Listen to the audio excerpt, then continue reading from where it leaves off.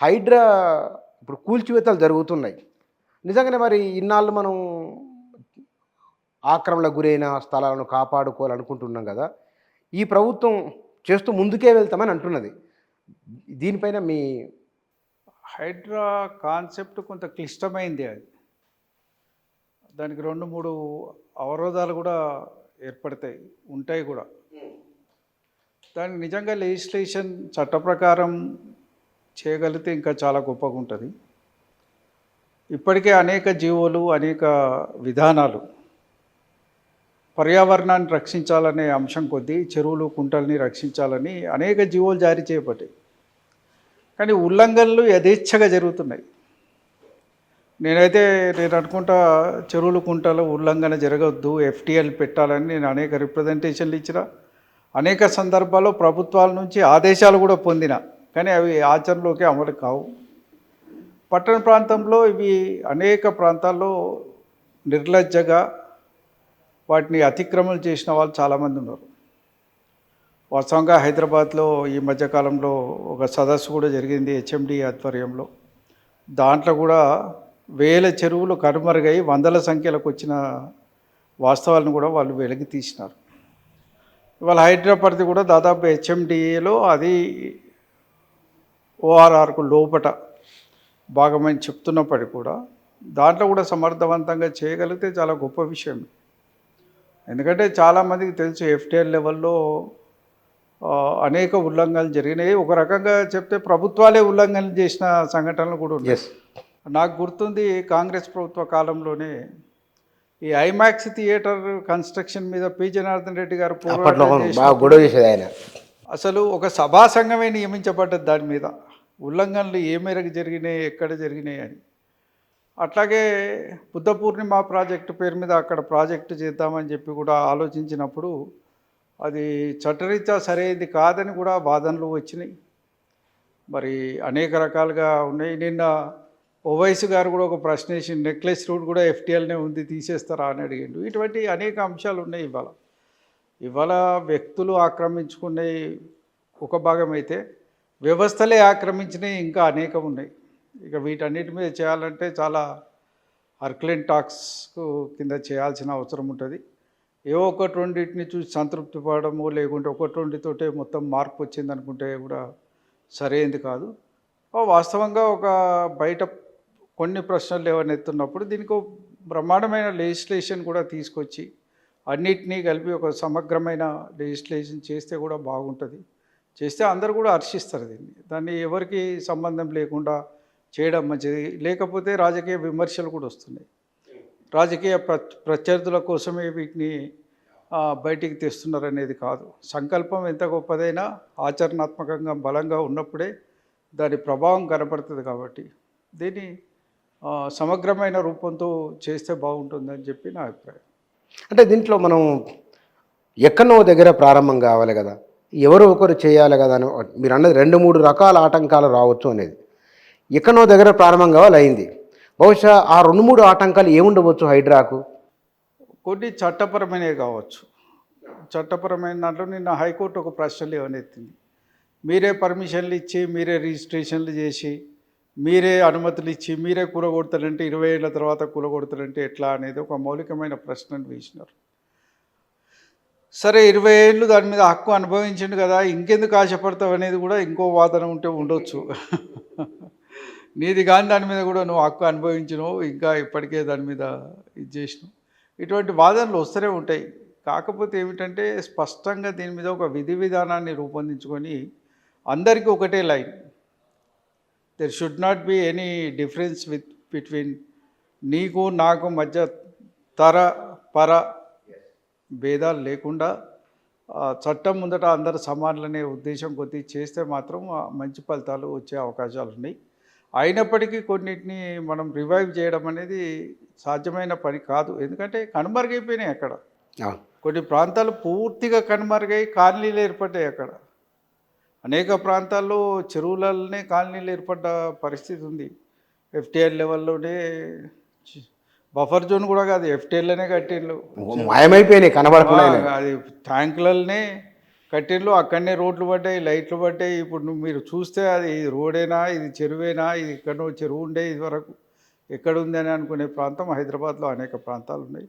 నేను కూడా చిన్ననాటి నుంచి నాకు హైదరాబాద్తో పూర్తి అనుబంధం ఉంది. మా అమ్మ హైదరాబాద్ నుంచి కాబట్టి ప్రతి సెలవులకు మేము హైదరాబాద్ వచ్చేది. అందరు బంధువుల ఇళ్ళల్లో కూడా తిరుగుతుంటే ఎక్కడ మీ హైదరాబాద్? మాకు దాదాపు లాలాపేట, లాలాగూడ, సౌత్ లాలాగూడ ఆ ప్రాంతంలో మా మేనమామలంతా ఆ రైల్వేస్లో కొద్దిమంది ఉండే, కొద్దిమంది ఉద్యోగ దీంట్లో ఇండస్ట్రీస్ డైరెక్టర్గా ఉండే, అనేక ప్రాంతాలు అట్లా బంధువుల ఇళ్ళకు అటు ఇటు తిరుగుతూ కూడా చెరువులను చూస్తుండేది. కానీ అవి కనుమరుగైన పరిస్థితి కూడా ఇవాళ కనబడుతుంది. మేము చూసిన చెరువులు కూడా అనేక, మాకు బతుకమ్మ కుంట అని ఉండే. మాకు బతుకమ్మ కుంట అనేది మన తార్నాక లెఫ్ట్కు పోతే బతుకమ్మ కుంట ఉండేది. అది ఇప్పుడు బతుకమ్మ కుంట లేదు కూడా అసలు అక్కడ. కుంట మొత్తం పోయింది. కుంట మొత్తం పోయింది, బతుకమ్మ కుంట కనబడేది. ఇట్లా అనేక కుంటలు కనబడకుండా పోయిన రోజులు ఉన్నాయి. మరి వాటిని ఇప్పుడు రివైవ్ చేయడం అంటే అందులో అనేక మంది ఇన్వాల్వ్ అయి ఉంటారు. కొద్దిమంది దాంట్లో అపార్ట్మెంట్లు కూడా కట్టి అమ్మేసుకొని పోయినారు. ఇప్పుడు పోయినోడు ఎక్కడికో పోయిండు, కానీ కొన్నోడు బాధపడే పరిస్థితిలో ఉంటారు వాళ్ళు. కొద్దిమంది చిన్న చిన్న వాళ్ళు వాళ్ళ జీవితంలో సంపాదించినంత కూడబెట్టుకొని కూడా అక్కడ ఆశ్రయం పొందుతున్న వాళ్ళు ఉంటారు. అటువంటి వాళ్ళకు కూడా కొంత ఇబ్బంది కలుగుతుంది. అటువంటి దాన్ని కూడా సామాజిక న్యాయం దృష్ట్యా కొంత ఆలోచించి వాళ్ళకి ఎట్లా చేస్తే మేలు జరుగుతుందో కూడా ఆలోచించాల్సిన అవసరం ఉంది. ఎందుకంటే రికవరీ చేయడం అనేది ఇప్పుడు సాధ్యమయ్యే పని కాదు ఎవరి దగ్గర నుంచి కూడా. ఇటువంటి అంశాలు కొన్ని ఉంటాయి. కొన్నిట్లలో పేదవాళ్ళే మరి గుడిసెలు వేసుకొనో ఇండ్లు వేసుకొనో ఉన్న వాళ్ళు ఉంటారు. ఇప్పుడు దీని మీద ఏంటంటే నాయకులందరూ రాజకీయ పార్టీలు కూడా రెండు భిన్న వైఖరులు ఇస్తున్నాయి. అవును, నేను ఉదాహరణకు బీజేపీ వాళ్ళ స్టేట్మెంట్ చూసినాను. ఎట్లా పడితే అట్లా కూలగొడితే కరెక్ట్ కాదన్నారు, నువ్వు కూలగొడితే మంచిదని ఇంకొక ఆయన కోట్ల అయినే వాదిస్తా అంటున్నాను. ఒక పార్టీ ఇద్దరు ఎంపీ ఒకే పార్టీలో రెండు వాదనలు. నేను కమ్యూనిస్ట్ పార్టీది కూడా చూసినాను. ఒక ఆయన కూలగొట్టింది మంచిగా అయిందని ఒక ఆయన ఇచ్చిండు, ఇంకొక చాలా కూలగొట్టాలన్నాడు, ఇంకొక ఆయన పేద ప్రజలే మాత్రం కూలగొట్టద్దు అన్నాడు. అట్లా భిన్నమైన వైఖరులు, భిన్నమైన ఆలోచనలు ఉన్నాయి. నిజంగా ప్రభుత్వాలు ఇవాళ అనేక సమస్యలకు మేము అన్ని పార్టీలను పిలిచి మాట్లాడతామన్న వాళ్ళు దీని మీద కూడా అన్ని రాజకీయ పార్టీలను కూడా అసలు ఒక రకంగా పిలిచి మాట్లాడితే ఇంకా బాగుండేది. ఎందుకంటే ఇది పర్యావరణానికి సంబంధించిన అంశం, ఇది నేచర్కు సంబంధించిన అంశం. ప్రకృతిని మనం కాపాడితేనే ఆ ప్రకృతి మనల్ని కాపాడుతుంది. దాన్ని డిస్ట్రాయ్ ఎంత చేస్తే అది డిస్ట్రాయ్ మనని మనం చేసుకునేట్టు అవుతుంది. కాబట్టి దాని మీద అన్ని పార్టీల నుంచి కూడా మనం ఒక ఏకాభిప్రాయం తీసుకుంటే కూడా ప్రభుత్వం బాగుంటుంది. వీలైతే వాళ్ళు కూడా దీని మీద అఖిలపక్షం పిలిచి మాట్లాడితే తప్పేం లేదు. దాని మీద నిజమైన ఒక సమగ్రమైన చట్టాన్ని తీసుకొచ్చి, ఎందుకంటే దీంట్లో కోఆర్డినేషన్ లేదనేది ఒక మౌలికమైన అంశం. ఎందుకంటే నాకు తెలిసి నాకు ఒక రకంగా మత్స్య పరిశ్రమతో అనుబంధం ఉంది కాబట్టి చెరువులు కుంటలు కాపాడాలనే తాపత్రయంలో మేము కూడా భాగస్వాములం. కాబట్టి మేము ఎక్కడ దాని మీదనే మా బతుకు తెరువు ఆధారపడి ఉంది కరెక్ట్ కాబట్టి మేము దాని మీద చూస్తున్నాం. ఇప్పుడు ఆ పెదంబర్పేట ఈ ప్రాంతాలలో మాకు చెరువులలో అంత కాలుష్యమైన వాతావరణం వస్తుంది, కాలుష్యమైన వాటర్ వస్తుంది. దాంట్లో ఎక్కడ ప్రొటెక్షన్ లేదు మాకు. ఇవాళ కాలుష్య నియంత్రణ బోర్డు ఏం చేస్తున్నదో తెలియదు. మొన్ననే సంగారెడ్డిలో చెరువులకు ఆ కాలుష్యం అంతా వచ్చి చేపలు చనిపోయిన సంఘటనలు ఉన్నాయి. లక్షల కొద్ది చేపలు ఎప్పటికప్పుడు చనిపోతున్న పరిణామాలు కూడా ఉన్నాయి. అందుకే దీంట్లో డిఫరెంట్ ఆర్గనైజేషన్స్ ఉన్నాయి. FTL పెట్టాల్సింది ఇరిగేషన్ శాఖ వాళ్ళైతే, వాస్తవంగా ఒకనాడు రెవెన్యూ వాళ్ళకు దీని మీద సంపూర్ణమైన అవగాహన ఉండేది. నాకు తెలిసి POB రికార్డ్ అని వాళ్ళు మెయింటైన్ చేసేవాళ్ళు దీంట్లో. అది తహసీల్దార్ కంట్రోల్లో ఉండేది. ఇప్పుడు కొన్ని సందర్భాలు ఎట్లున్నదంటే వాళ్ళు అడిగితే మాకేం సంబంధం అని అడుగుతారు. ఇది ఇరిగేషన్ వాళ్ళు చూసుకోవాలండి, మాకేం సంబంధం అంటారు. వాస్తవంగా కొన్ని అటువంటి సమాధానాలు కూడా మేము అనేక సందర్భాల్లో ఫేస్ చేసినాం. మరి పట్టణ ప్రాంతాలే కాదు, పల్లె ప్రాంతాలలో కూడా ఇవాళ చెరువులు కుంటలు ఆక్రమణకు గురవుతున్నాయి. మీరు అందరూ ఇస్రో ద్వారా కూడా శాటిలైట్ పిక్చర్స్ తీసుకున్న దాంట్లో దాదాపు మన దగ్గర 60,000 చెరువులు కుంటలు ఉండాలి. చివరి దశలో మరి ఈ మధ్యకాలంలో తీసుకున్న దాంట్లో 43,000 చెరువులు మాత్రమే ఇవాళ ఉన్నాయంటున్నారు. కానీ మాకు అప్పుడప్పుడు సర్వేలలో గ్రామీణ ప్రాంతాల్లో మా మత్స్యకారులు రకాలు కడుతున్నారు కాబట్టి అక్కడక్కడ చిన్న చిన్న కుంటలు ఇంకా వాళ్ళ దృష్టికి రాని ఉంటే కూడా మేము రికార్డులకు ఎక్కిస్తున్నాం. మ్హూ. వాటిని కొంత ప్రయత్నం చేస్తున్నాం. We are also real protectors. నేను Yes. ప్రతి ఇరిగేషన్ మీటింగ్లో కూడా చెప్తున్నాం. మొన్న ఈ మధ్యకాలంలో ఉత్తమ్ కుమార్ రెడ్డి గారు దేవదల మీద కూడా రివ్యూ మీటింగ్లో కూడా చెప్పినాను, చెరువులు కుంటల్ని మీరు కాపాడకపోతే మీరు ఏ కాపాడినా వేస్టే, ఇరిగేషన్ కాలువలు తవ్వినా వేస్టే. నిజంగా వాటర్ అందాలంటే ఇవాళ గొలుసుకట్టు చెరువులే అంతో ఇంతో వ్యవసాయానికి సానుకూలంగా ఉన్నాయి. వాటిని కాపాడే ప్రయత్నం చేయండి, వాటిని ప్రొటెక్ట్ చేయండి, వాటికి ఎఫ్టీఎల్ పెట్టండి అంటే కూడా ఆ రోజు ఆయన కూడా చెరువులు ఆక్రమించకుండా నేను ఆదేశాలు ఇస్తానని కూడా ఒక 2 నెలల క్రితమే ఇక్కడ జలసౌధలో మీటింగ్లో కూడా వారు ఆదేశాలు ఇవ్వడం జరిగింది, చెప్పడం జరిగింది.